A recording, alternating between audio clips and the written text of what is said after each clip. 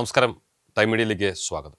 ഇപ്പോൾ കൂടുതൽ ചർച്ച ചെയ്യപ്പെടുന്ന വിഷയം ഇന്ത്യ പാക് സംഘർഷമാണ്. എന്നാൽ അതോടൊപ്പം തന്നെ നമ്മുടെ കേരളത്തിലെ ഏറ്റവും അധികം യുദ്ധ വാർത്തകളോടൊപ്പം ചർച്ച ചെയ്യുന്ന മറ്റൊരു വിഷയമാണ് തെരുവുനായ ആക്രമണത്തിൽ ജീവൻ പൊലിയുന്ന കുട്ടികളെക്കുറിച്ചുള്ള ചിന്തകൾ. തെരുവുനായ ആക്രമണവും വിഷബാധയേറ്റുള്ള മരണവും നിത്യസംഭവങ്ങളായി ഇപ്പോൾ നമ്മുടെ വാർത്തകളിൽ നിറയുകയാണ്. 2024 മാത്രം സംസ്ഥാനത്ത് 3,16,793 പേർക്ക് തെരുവുനായ്ക്കളുടെ കടിയേറ്റു എന്നാണ് കണക്കുകൾ പറയുന്നത്. ഇതിൽ ഏറ്റവും കൂടുതൽ പേർ ആക്രമണത്തിന് ഇരയായത് തലസ്ഥാന നഗരത്തിലാണ്. ഈ നഗരത്തിൽ 9,000-ഓളം തെരുവുനായ്ക്കൾ ഉണ്ടെന്നാണ് സർവേയിലൂടെ കണ്ടെത്തിയത്. ഒരു പേപ്പട്ടിയെ കണ്ടാൽ നിങ്ങൾക്ക് തിരിച്ചറിയാൻ കഴിയും. ഒരു നായ നിങ്ങളെ ആക്രമിക്കാൻ വന്നാൽ, പ്രത്യേകിച്ച് നിങ്ങൾ തനിച്ചുമാണെങ്കിൽ എന്തു ചെയ്യും? ഇക്കാര്യങ്ങൾക്ക് ശ്രദ്ധ കൊടുക്കുക. ഇതേക്കുറിച്ചുള്ള അറിവുകൾ മനസ്സിൽ പകർത്തിവെക്കുക. പേവിഷബാധയുള്ള നായ്ക്കളുടെ തലച്ചോറിന്റെ പ്രവർത്തനം തകരാറിലാണെന്നതിനാൽ നമ്മൾ ഈ മനുഷ്യരിലെ മാനസികരോഗികൾ പെരുമാറും പോലെയാണ് അവ പെരുമാറുക. അതായത് പ്രകോപനമില്ലാതെ ആരെയും ആക്രമിക്കാം. ഇത്തരം സാഹചര്യങ്ങളിൽ അവയുടെ അടുത്തേക്ക് പോവുകയോ കല്ലെറിഞ്ഞും മറ്റും പ്രകോപിപ്പിക്കുകയോ ചെയ്യാൻ പാടില്ല. ഭക്ഷണം നൽകിയോ മറ്റോ മെരുക്കാമെന്ന് വിചാരിച്ചാൽ അത് അസാധ്യമാണ്. സഹായത്തിന് ആരെങ്കിലും എത്തും വരെ താൽക്കാലികമായ പ്രതിരോധം തീർക്കുക. കയ്യിൽ കുടയോ ബാഗോ വടിയോ ഉണ്ടെങ്കിൽ നീട്ടിപ്പിടിച്ച് ഇടത്തോട്ടും വലത്തോട്ടും ശക്തിയോടെ വീശുക. പ്രതിരോധിക്കാനുള്ള വസ്തു ഉയർത്തി നായയെ ആഞ്ഞടിക്കാൻ ശ്രമിക്കരുത്. അവിടെ ഒരു അപകടമുണ്ട്. അതിന് കാരണം വടിയും മറ്റും ഉയർത്തുമ്പോൾ നായ്ക്കും നിങ്ങൾക്കുമിടയിലെ മേഖല ഒഴിഞ്ഞു കിടക്കുകയാണ്. ആ വിടവിലൂടെ നായ നിങ്ങളുടെ ശരീരത്തിലേക്ക് ചാടി വീഴാനിടയുണ്ട്. പേടിക്കുമ്പോഴോ ദേഷ്യം വരുമ്പോഴോ ആണ് തെരുവുനായ്ക്കൾ നിങ്ങളെ ആക്രമിക്കുന്നത്. ഒരു നായ നിങ്ങളെ നോക്കുന്നത് നിങ്ങൾ ശ്രദ്ധിച്ചിട്ടുണ്ടോ? ഇല്ലെങ്കിൽ ഇനി ശ്രദ്ധിക്കണം. അവ നിങ്ങളുടെ കണ്ണുകളിലേക്കായിരിക്കും സൂക്ഷിച്ചു നോക്കുന്നത്. അതുവഴി നിങ്ങളുടെ മനോനില അവർ വായിച്ചെടുക്കും. അതുകൊണ്ട് തന്നെ നായ്ക്കളെ ഒരിക്കലും നമ്മൾ തുറിച്ചു നോക്കരുത്. നിങ്ങൾ ആക്രമിക്കുമെന്ന ഭയത്തിൽ അവ കടിക്കാൻ സാധ്യതയുണ്ട്. നായയെ കണ്ട് ഒരിക്കലും ഓടരുത്. അത് പണ്ട് തൊട്ട് നമ്മൾ കേൾക്കുന്ന ഒരു ചൊല്ലാണ്. അത് നമ്മുടെ പിന്നാലെ ഓടിയെത്തും. സാവധാനം നടന്നു നീങ്ങുന്നതാണ് നല്ലത്. ഓടുന്നതിനിടെ വീഴുന്നവർ മാരകമായ ആക്രമണം നേരിടാറുണ്ട്. കഴുത്തിന് മുകളിലാവും മിക്കപ്പോഴും കടിയെടുക്കുക.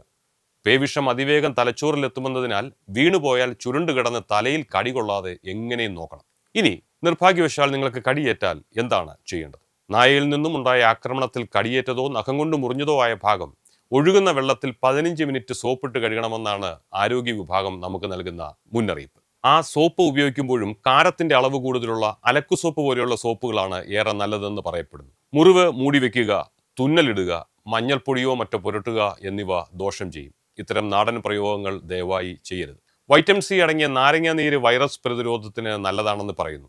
മുറിവ് കഴുകിയ ശേഷം അത് ഉപയോഗിക്കാം. ഉടൻ ആശുപത്രിയിലെത്തി ചികിത്സ നേടണം.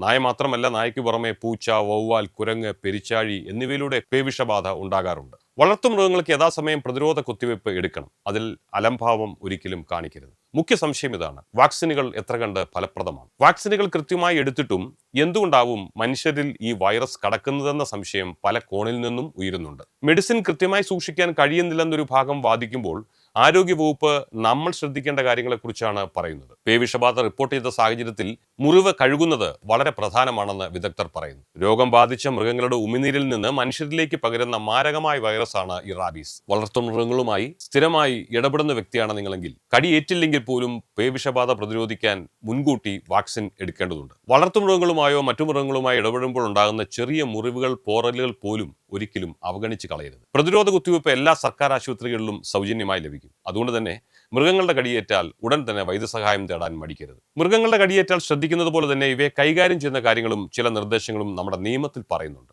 വീട്ടിൽ നായ്ക്കളെ വളർത്തുന്നതിന് എന്തെങ്കിലും നിയമങ്ങൾ പാലിക്കേണ്ടതുണ്ടോ എന്ന് ചോദിച്ചാൽ ഭൂരിഭാഗം ആളുകളും പറയും, എന്ത് നിയമം, എൻ്റെ വീട്ടിൽ എനിക്ക് വളർത്തിക്കൂടെ എന്നാണ്. എന്നാൽ അതിൻ്റെ ശരിയായ ഉത്തരം ഇതാണ്: വീട്ടിൽ വളർത്തുനായ്ക്കളെ വളർത്തുന്നതിന് നിയമമുണ്ട്. വളർത്തുനായ്ക്കൾക്ക് എല്ലാ വർഷവും വിഷ പ്രതിരോധ കുത്തിവയ്പ് നൽകിയിരിക്കണം, നിർബന്ധമാണ്. സർട്ടിഫിക്കറ്റിന്റെ അടിസ്ഥാനത്തിൽ അതാത് തദ്ദേശ സ്വയംഭരണ സ്ഥാപനങ്ങളിൽ നിന്ന് ലൈസൻസ് എടുക്കുകയും വേണം. ഇത് ഓരോ വർഷവും നിർബന്ധമായും പുതുക്കുകയും വേണം. പൊതുജന സുരക്ഷയ്ക്ക് ഭീഷണിയാകും വിധം ഉത്തരവാദിത്തമില്ലാതെയുള്ള നായ വളർത്തൽ 2024 ഭാരതീയ ന്യായ സംഹിതയിലെ സെക്ഷൻ 291 പ്രകാരം 6 മാസം തടവും 5000 രൂപ പിഴയും ലഭിക്കാവുന്ന കുറ്റമാണ്. ഇനി പേവിഷബാധ ഉണ്ടെന്ന് സംശയിക്കുന്ന നായയെ നിങ്ങൾക്ക് കൊല്ലാമോ?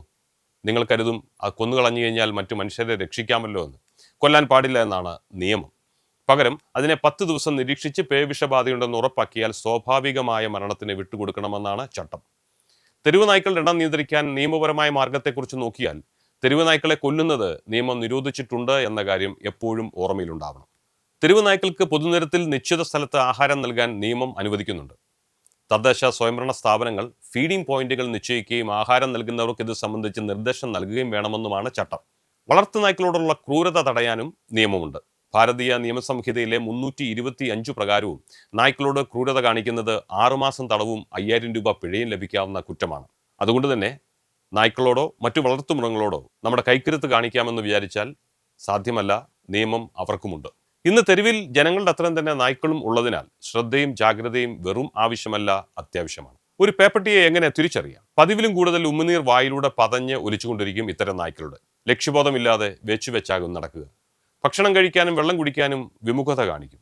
രോഗബാധ തുടങ്ങുമ്പോൾ ശബ്ദം നേർത്തു വരും. പിന്നിലെ കാലുകൾ വളരെ വേഗത്തിൽ തളരും. 10 ദിവസത്തിനുള്ളിൽ അത് ചാകും. തളർന്ന നിലയിലുള്ള നായ്ക്കളെ ശുശ്രൂഷിക്കാൻ ശ്രമിക്കരുത്. ഉടൻ മൃഗാശുപത്രിയിൽ എത്തിക്കുക. അതാണ് നമുക്ക് സുരക്ഷ തരുന്നത്. നിയമത്തിന്റെ വഴിക്ക് അതിന്റെ സ്വാഭാവികമായ നൂലാമാലകളിൽ കുടുങ്ങിക്കിടക്കുമ്പോഴും നമ്മൾ നമ്മുടെയും കുട്ടികളുടെയും സുരക്ഷിതത്വത്തിൽ അതീവ ശ്രദ്ധാലുക്കളായിരിക്കണം. ഒരു യുദ്ധം വന്നാൽ എങ്ങനെയൊക്കെ പെരുമാറണമെന്ന് മോക്ക് ഡ്രില്ലിലൂടെ പഠിപ്പിക്കും പോലെ ഒരു തെരുവ് നായ ആക്രമിക്കാൻ വന്നാൽ എങ്ങനെ പ്രതികരിക്കണമെന്നും ജനങ്ങളെ പഠിപ്പിക്കാൻ അധികാരികൾ ശ്രദ്ധിക്കണം. ഇനി ഒരു ജീവൻ കൂടി പേവിഷബാധയിൽ പൊലിയാതിരിക്കട്ടെ. വളരെ ഇൻഫർമേറ്റീവായ വാർത്തകൾ നിങ്ങളിൽ എത്തിക്കുന്ന ഈ ചാനൽ നിങ്ങൾക്ക് ഇഷ്ടമായെങ്കിൽ ദി ടൈം മീഡിയ എന്ന ഈ യൂട്യൂബ് ചാനൽ നിങ്ങൾ സബ്സ്ക്രൈബ് ചെയ്യുക. ലൈക്കും ഷെയറും നൽകി മറ്റുള്ളവരിലേക്ക് ഇത് എത്തിക്കുകയും ചെയ്യുക. മറ്റൊരു പ്രധാന വിഷയവുമായി വീണ്ടും കാണുന്നവരെ ഏവർക്കും നന്ദി, നമസ്കാരം.